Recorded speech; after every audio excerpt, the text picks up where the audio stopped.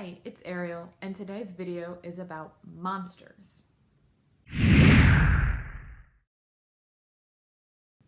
The premise of my series is that the apocalypse happened because of the sudden appearance of large, terrifying, and human-eating monsters. Now, I can't tell you where those monsters came from or what they are because spoilers, and you'll find out later in the series, but I can tell you a little bit about what the monsters are, what they look like, and what they like to eat. Hint, human. The book is technically set 40 years after the apocalypse happened, 40 years after all of the monsters appeared. So one of the things that I've done to help with my world building is I am working on a journal of what happened immediately after the apocalypse. This is it. It's just a simple journal, but it tells the story of what happened immediately post-apocalypse. As you can see, I don't just write out the story. I also draw pictures of some of the monsters that the characters met in their travels.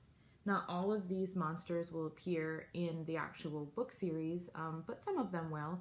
And it also just gives me a lot of context and a lot of ideas for monsters that the characters could meet.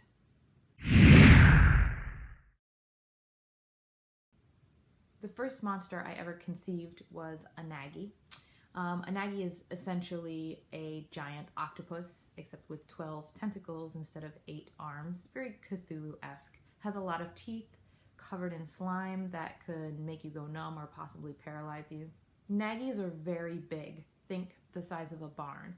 But because of their octopus-like nature and their lack of bones, they can kind of make themselves seem really small and slither through the woods. Another key ingredient of Nagis is that they don't give up, and they have an excellent sense of smell. So once they've found a prey that they want to eat, they will get it. Rare hands are essentially giant lions. They're the size of a horse, but with a skeletal body covered by a thin membrane.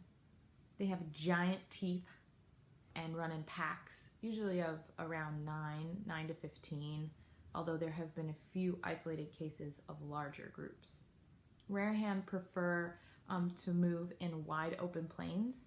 Their thin membrane and their manes are colored to blend in with tall grasses. And it probably goes without saying, but they are incredibly difficult to kill.